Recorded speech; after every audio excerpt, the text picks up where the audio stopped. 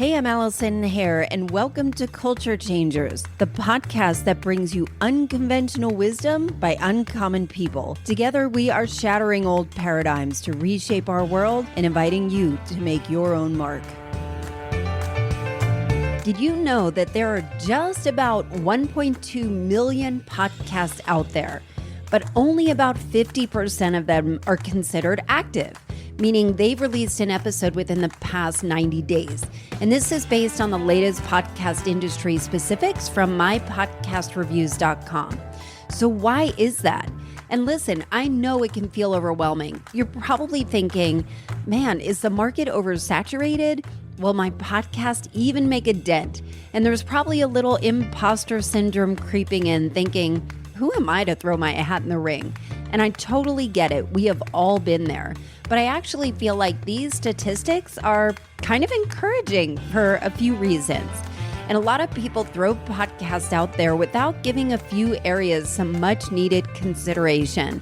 So my hope is that you're going to listen to this podcast, you're going to take notes, and you're going to not make these mistakes, because I promise you, those mistakes are why there are so many shows in the podcast graveyard.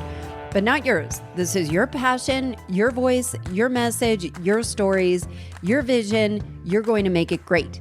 So if this is your first time listening, welcome. I'm so glad you have found me. Now it's my job to keep you here. And my promise to you is that I'm going to deliver valuable content every single week. Stories that will shift your perspective, culture changers that will draw you in and inspire you, and guidance from experts that will help you level up in your own life.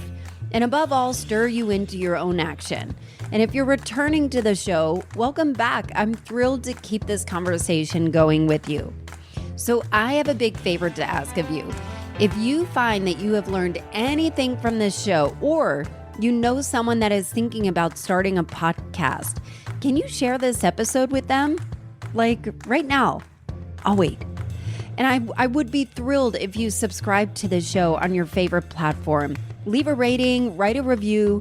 Those reviews mean so much to me because they help me understand what's resonating with you, what's important to you, and it helps me shape future shows. And lastly, if you're interested in staying connected with me more than once a week, please go to AllisonHare.com and sign up for my blog, Sticky Notes.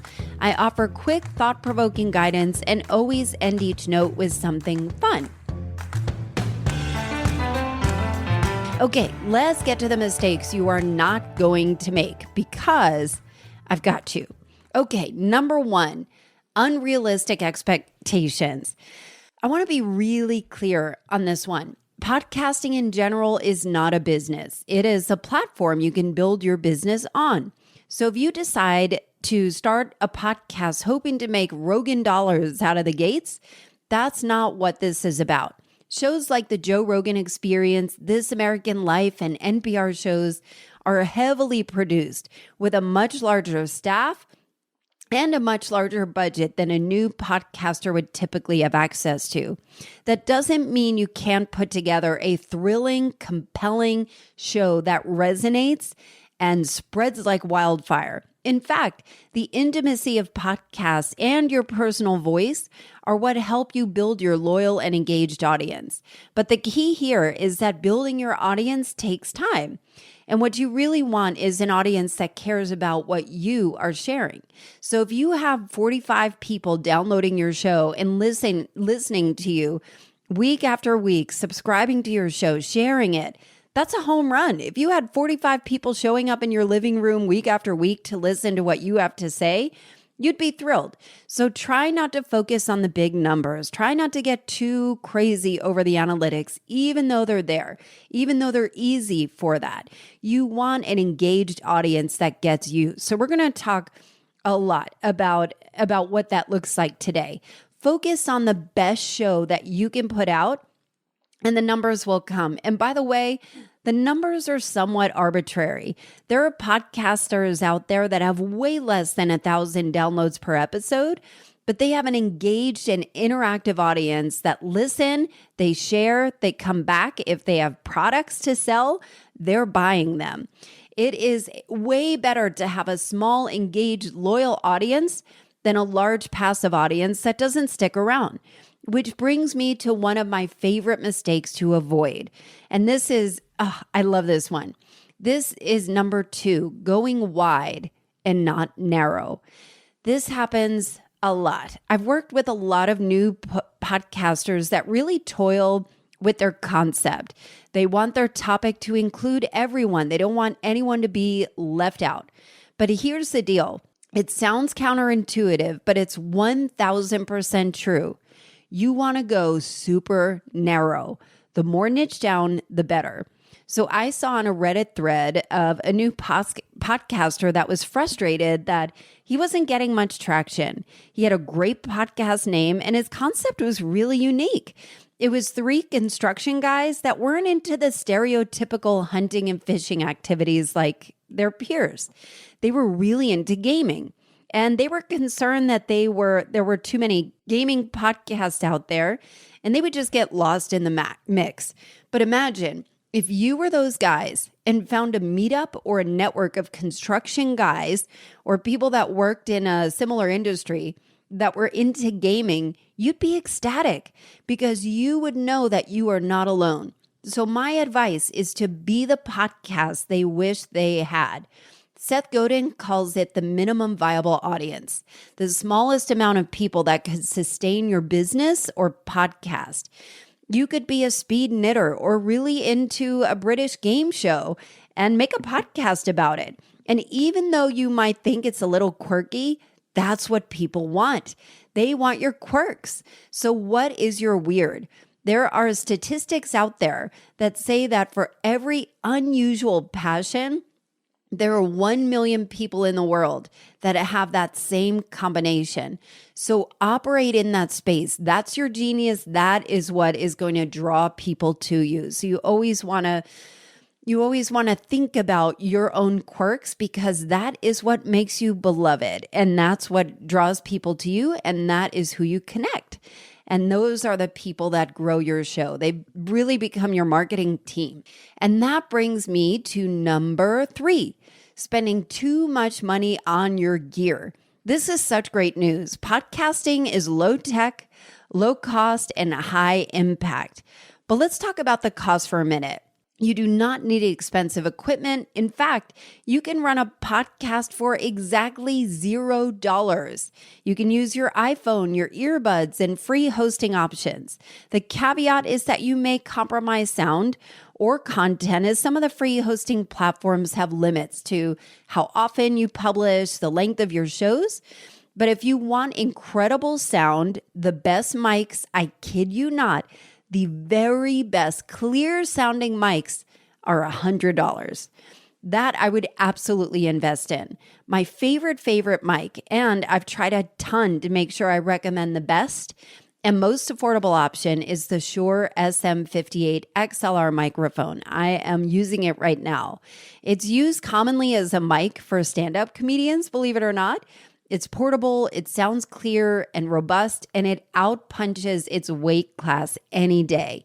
And if you want my full recommendations on equipment and recording software, you can download it for free at AllisonHair.com/equipment.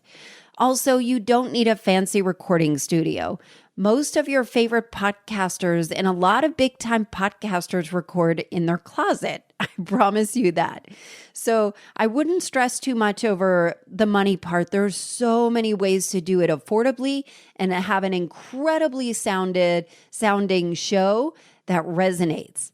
And so I know I talked about the audio and not spending a lot of money, which is 100% true. But this is one of the other things that I am such a stickler on. And one of the biggest mistakes that new podcasters make is accepting bad audio.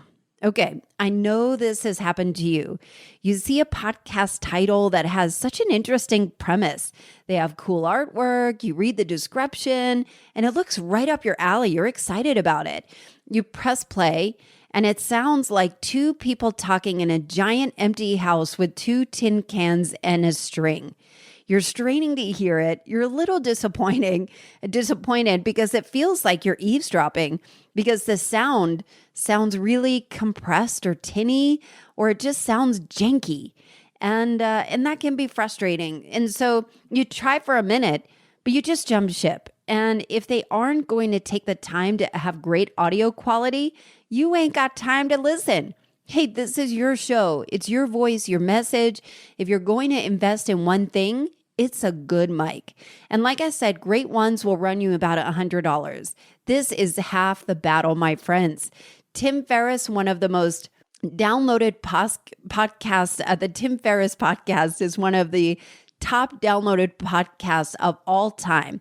And his audio sounds like you are in the same room as a friend with zero distractions. His show sounds clear as a bell, and he records with the $100 mic I use, the Shure SM58, and the Zoom H6 portable recorder, and that's it. Super bare bones, everything easily fits in a backpack and is highly effective. And my ask of you, make your audio great. You can adjust the levels in your editing software or even use a free post-editing service like Auphonic, and make sure this is important to you. Most of the time, there are minor adjustments you can make on the front end, like having your mouth be no more than 1 inch from your microphone, so you don't have to do too much on the back end.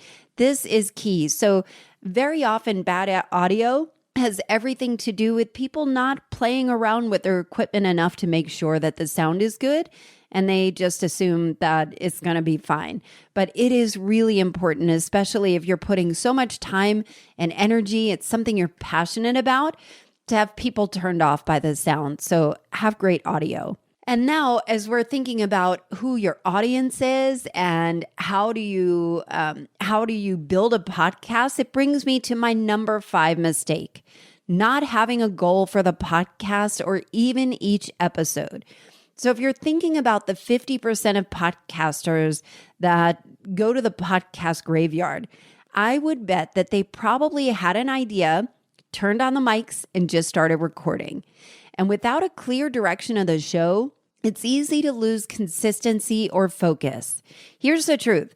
Podcasting is fun, it's easy, but having a successful podcast that resonates is one that requires thinking through your ideal listener's needs and what you hope they walk away with. Maybe it's to laugh. Maybe it's like mine, where my goal is for my listener to leave with a new way to look at things and a way to take action in their own lives. Typically, podcasts fall into 3 categories: to educate, to inspire, or to entertain. And the best ones do all 3. Choose where you want to fall and build your shows around what you want to leave for your ideal audience listeners. Having a clear vision for this will help drive all your marketing and branding because you are talking directly to your listener. And that's how you build a connection and an authentic relationship to your listener. And that is when your listeners share your show and your audience grows. So I always recommend, when you're thinking about your ideal listener, it's a very worthwhile exercise to write down specifically who your audience is. And I would narrow it down to one person. Give that person a name. Give them a car they drive, or maybe they don't have a car, whatever it is. Give it so specific, things that they like, things that they watch.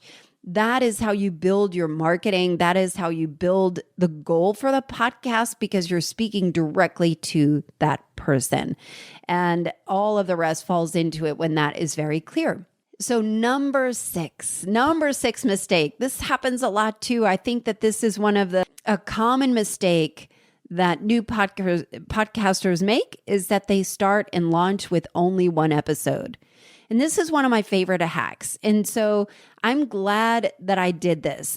Always make sure you have at least 3 to 5 episodes ready to go before you launch your first episode.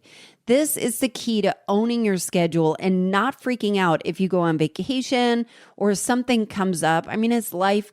It's 2020, if you're listening to this in 2020, which means every day life is thrown at you that you were not expecting, and stuff comes up. So I always recommend batch recording your episodes. This helps with time management. What that might look like is you take one day to record 4 episodes a month. You can dedicate another designated day and time to editing and producing your shows. Either way, make sure you always have a bunch of episodes in the tank. Podcasting turns into a drag if you're freaking out every week trying to find content or guests or ideas to put out. So it's always a great idea to map out your content in advance and even plan your season ahead of time.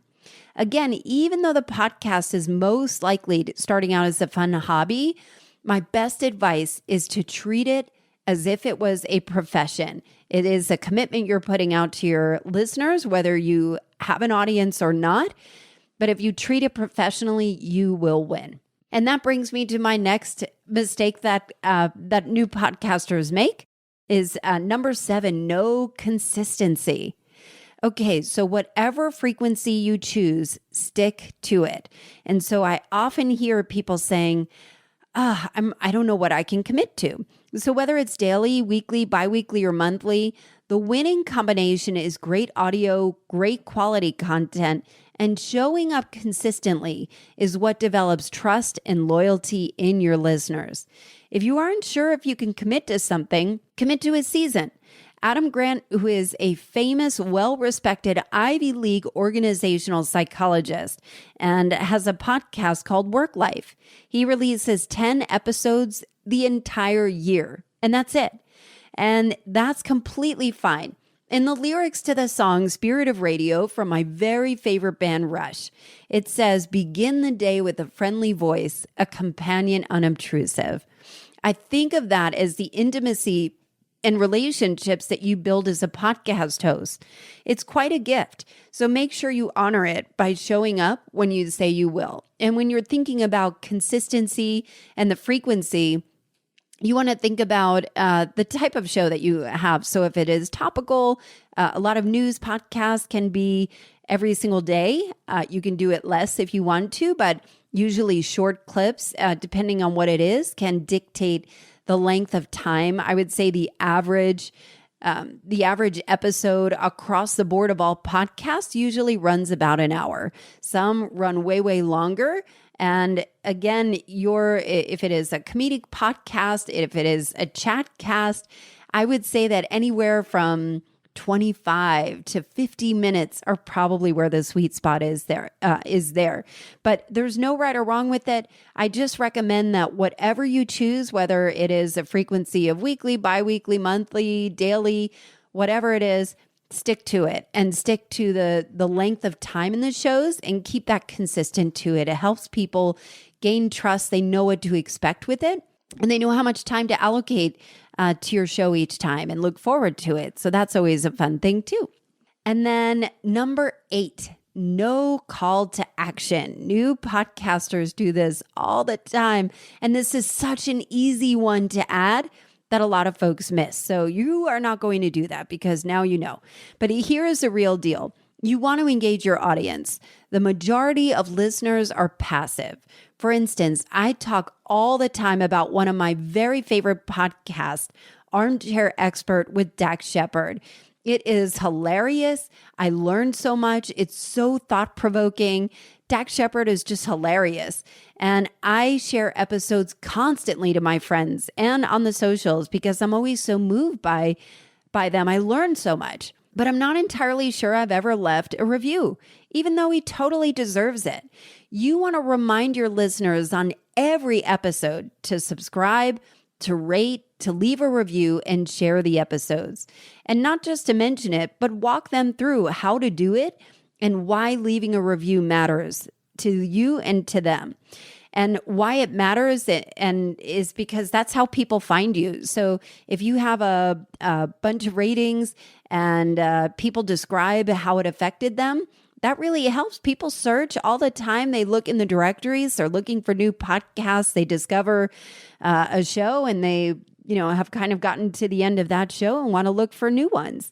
And so you want them to find yours. And so having the ratings really, really helps too. And so explaining that it helps you shape future shows, that makes a big difference. That is what people understand. They're like, oh, okay, I got that. I'm going to do that. and then walk them on how to do it. Go to iTunes, scroll down to the bottom of my show, leave a 5-star review. And if you would just take a moment to write a quick review, screenshot it on social media, tag me, and I will be so thankful. I'll repost it. You can do a giveaway. You can do whatever you want with it.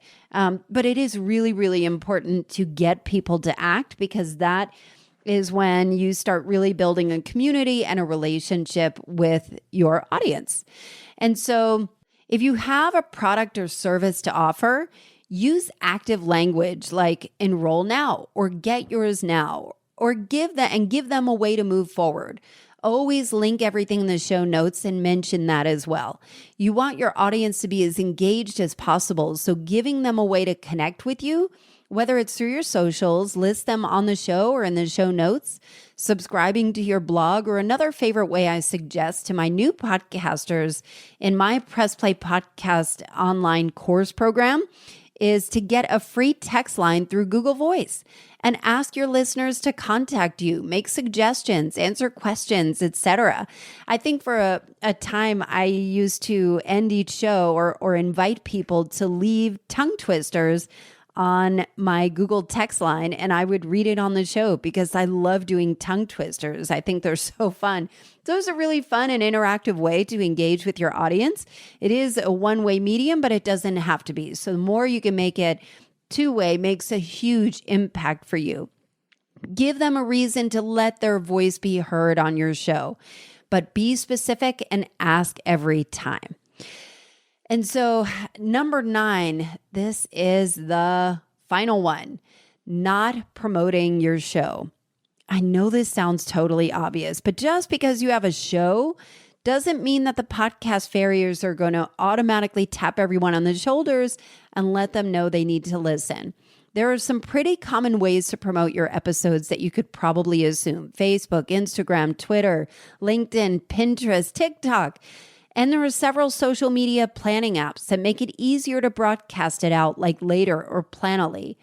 If you've got a blog or other platform, cross-promote it, publish regularly, and share the news. So I am always thrilled when people listen to my show and comment on my post or text me about it. I am so grateful. It means so much to me.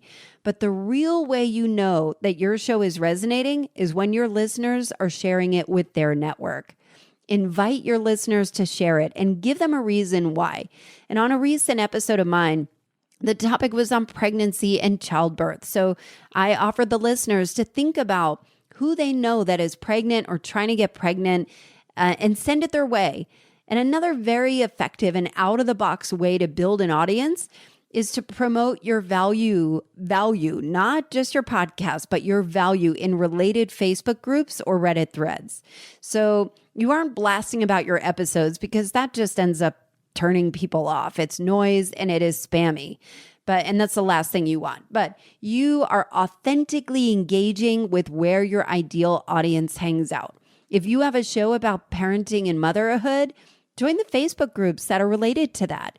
Thoughtfully answer questions, build relationships, and pay close attention to what kinds of questions people are posting. In fact, you can storyboard your entire podcast calendar using topics that people are posting about, because that is tapping into your market. You're reverse engineering what your audience wants. And if you want to create compelling graphics to help tie your brand together, you can easily do that in Canva, which is a free app, and the templates are already done for you and editable to suit your show. So it's super easy. But there are so many ways to promote your show, and this is just scratching the surface. And here is a real secret. The best way to promote your show is to speak directly to your target audience, going narrow, not wide, speaking their language. Once you gain their trust and build a genuine relationship with your audience, I promise they will become your marketing force, and that is your sweet spot. Now, I hope you have learned so much in this episode. And if you're looking for more specific guidance, ideas, and just want to ensure that you get all the steps right and to have some support along the way, I invite you to join me at AllisonHair.com /press play and sign up for the wait list for Press Play Podcasts. I should be opening registration soon, and I'm planning to begin the next cohort in September. Press Play Podcast is a 6-week collaborative, interactive, step-by-step podcast course. But the best part is the community. Because it's so interactive, we all help build each other's ideas out. So even though it's your show, you've got full support and guidance. And steps are clearly laid out for you in the Kajabi teaching model, so you will have access to the course for life. But most importantly, you have the podcast of your dreams at the end and get to build a community and connections around sharing the ideas that have been swirling around in your head for too long. Let's get them out into the world. Again, go to AllisonHare.com/press play. And if you want more podcasting tips, irresistible and moving stories from the brightest culture changers, and quick tips to stir you into action to make your own mark, sign up for the Sticky Notes blog at AllisonHare.com, and let's stay connected. Thanks again for listening, and I will see you next week.